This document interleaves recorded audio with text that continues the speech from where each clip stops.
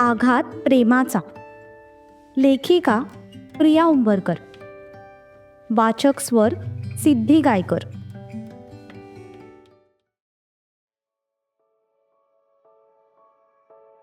दरवाजा बाहेर दबक्या पावलांनी उभा असलेला ध्रुव आणि आत काय चाललंय यामुळे त्याची शिगेला पोहोचलेली उत्सुकता. पण त्यातच अचानक झालेला तो मोठा आवाज, ज्याने क्षणात सगळे तिथे जमा झाले होते. वातावरण तंग होतं. सक्षमच्या नजरेतला राग, ध्रुवची गडबड आणि युगाची वाढती भीती, सगळंच काहीतरी वेगळं घडण्याची चाहूल देत होतं. याच दरम्यान एक फोन कॉल आणि त्यानंतर सगळं चित्र बदलून गेलं. शब्दांमध्ये दडलेला ताण आणि येणाऱ्या वादळाची चाहूल लागली होती.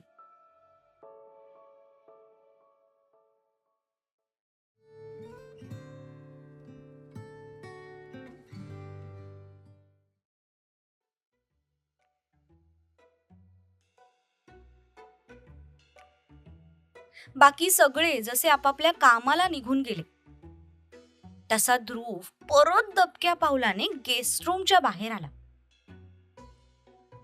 तो हळूहळूच पावलं टाकत दरवाजा बाहेर येऊन थांबला. त्याने दरवाजाला कान लावला. आतमध्ये नक्की काय बोलणं सुरू आहे हे जाणून घ्यायची त्याला प्रचंड एक्साइटमेंट होती.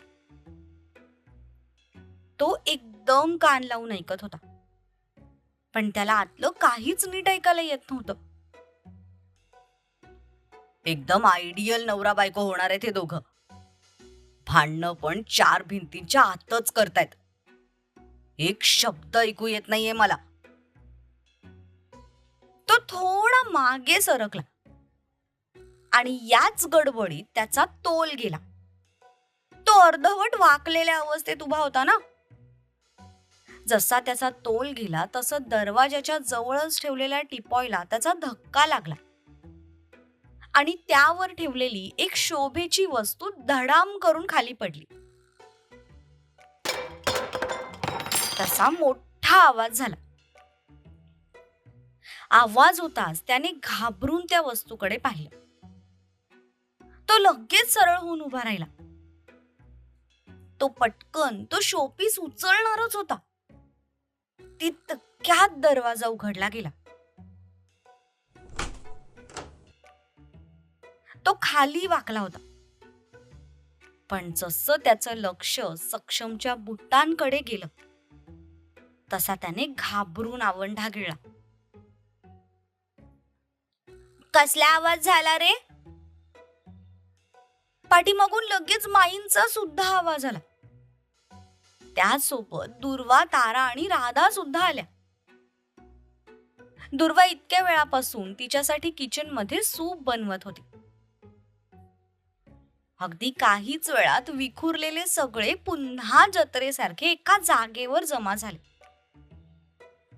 फक्त दर्श आणि अप्पा दोघे नव्हते. ध्रुवने त्या चौघींवर नजर टाकली आणि लगेच मान वळवून सक्षमकडे पाहिलं. सक्षम कपाळावर आट्या पाडत त्याच्याकडेच बघत होता. त्या चौघींपेक्षा जास्त भीती तर त्याला सक्षमची वाटत होती. त्याने सक्षमच्या चेहऱ्याकडे बघून एक जबरदस्तीची स्माइल दिली, ज्यावर सक्षमने मात्र काहीच प्रतिक्रिया दिली नाही.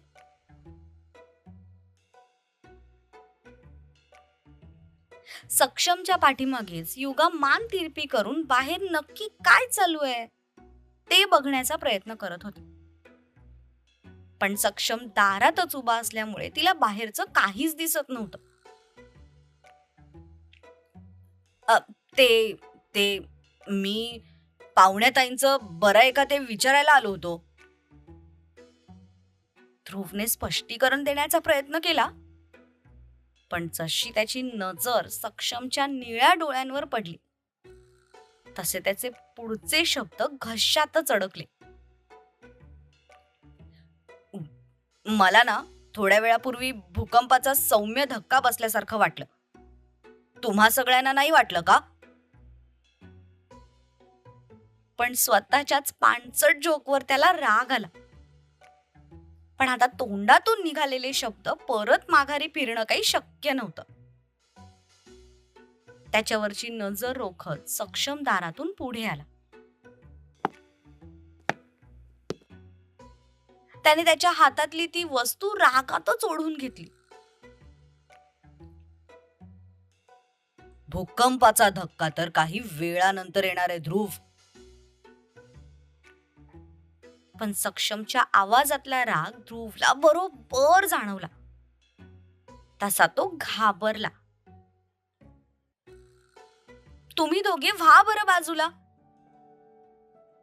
दुर्वा हातातल्या ट्रे सोबत त्या दोघांना क्रॉस करून आत गेली. युगा समोरच उभी होती. अगं बाळा, उभी का राहिलीस? तुझ्या घरचे येऊपर्यंत थोडा वेळ आराम कर आणि हे सूप पी, म्हणजे बरं वाटेल तुला. दुर्वाने एका हाताने ट्रे पकडत दुसऱ्या हाताने तिचा हात पकडला. तिला नेऊन बेडवर बसवलं. दुर्वाच्या पाठोपाठ माई, राधा आणि तारा सुद्धा आत गेले. आता बाहेर फक्त ध्रुव आणि सक्षम दोघेच राहिले होते. आता आपलं काही खरं नाही हे लक्षात येताच ध्रुव तिथून कल्टी मारणार. त्याआधी सक्षमने एकाच हाताच्या पंजात पाठीमागून त्याची मान पकडली. काय करत होतास रूमच्या बाहेर? चोरून चोरून आमचं बोलणं ऐकत होतास ना? सक्षमने जागेवरच त्याची मान फिरवली. नाही भाई, नाही. मी खरंच त्यांचं बरं आहे की नाही ते विचारायला आलो होतो रे. पण तितक्यात माझा हात त्या शोपीसला लागला आणि ते खाली पडलं. डुक्कर तोंड्या, तुझी नस आणि नस ओळखू नये मी. जितका भोळा चेहरा करून तू सगळ्यांना फसवतोस ना, तितक्या सहजपणे तू मला कधीच फसवू शकणार नाहीस. आणि ही गोष्ट कायम लक्षात ठेव. भाई, अरे दुखतंय मला. अच्छा बाबा, आय एम सॉरी. परत नाही ऐकणार मी कोणाचं असं चोरून. प्लीज सोड ना. त्याने ध्रुववर करडी नजर टाकली आणि तो पुन्हा आत निघून गेला.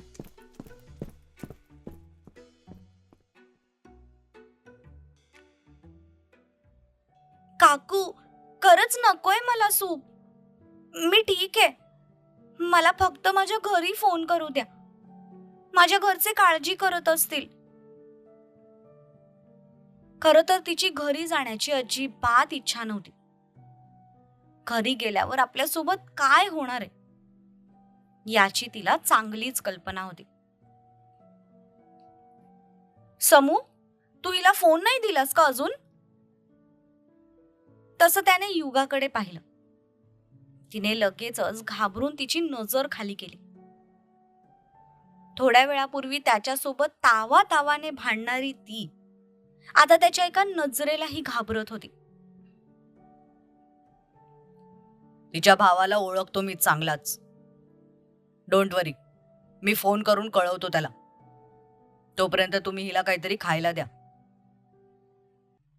सक्षमने तिच्या अंगावर लावलेल्या पट्ट्या पाहिल्या आणि तसाच माघारी फिरून निघून गेला. पण आता तो युवराजला फोन करणार म्हटल्यावर युगाला मात्र टेन्शन आलं. त्या दोघांचे काही संबंध ठीक नाहीयेत याची तिला थोड्या वेळापूर्वीच कल्पना आली होती.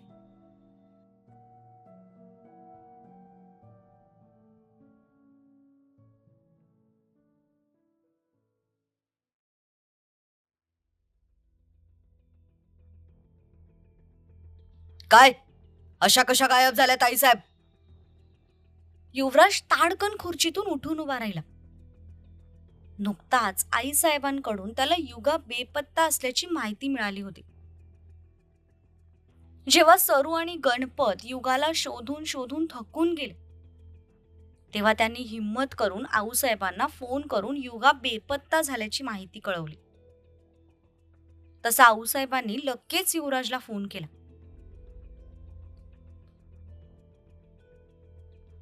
आता ते काही मला माहित नाही. मला गणपतचा फोन आला होता. तू आत्ताच्या आता तिकडे जा आणि तिला शोधून घरी घेऊन ये. मला पोरगी दिवे लागण्याच्या आधी घरात परत हवी आहे. तुम्ही काळजी करू नका आऊसाहेब. दिवे लागणीच्या आत ताईसाहेब घरात असतील. मी कसंही करून शोधून आणेन त्यांना.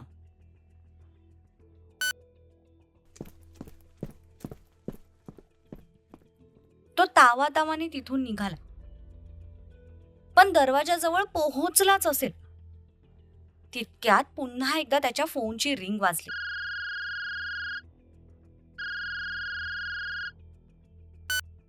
आऊसाहेब, मी म्हणालो ना तुम्हाला की मी सक्षम पाटील बोलतोय. समोरून सक्षमचा आवाज युवराजच्या कानांवर पडला. तसा तो चालायचाच थांबला. त्याने लगेच कानाचा फोन हातात घेऊन स्क्रीनकडे पाहिलं. सक्षमचा नंबर त्याच्याकडे सेव्ह नव्हता. हे बघ सक्षम पाटील, सध्या मी खूप गडबडीत आहे. आपण नंतर बोलू. युवराज फोन कट करणारच होता. बहिणीला शोधतोयस का? तुला कसं माहिती माझी बहीण बेपत्ता आहे ते? कारण तुझी बहीण माझ्याकडे. ए, मी तुला जमीन द्यायला नकार दिला म्हणून तू आता माझ्या बहिणीला किडनॅप केलंस. मी तर ऐकलं होतं पाटील कधी स्त्रियांचा वापर करत नाही, पण तू तर नामर्द निघालास की. काही एकर जमिनींसाठी तू माझ्या बहिणीला उठवलंस. पण एक गोष्ट लक्षात ठेव, मी मेलो जरी ना तरी त्या जमिनीवर तुला कधीच पाय ठेवू देणार नाही. आणि राहिला प्रश्न माझ्या बहिणीचा, तर तिच्या केसाला जरी धक्का लावलास ना तरी तुझे हात तोडून गळ्यात बांधेन मी. आणि हे लक्षात ठेव.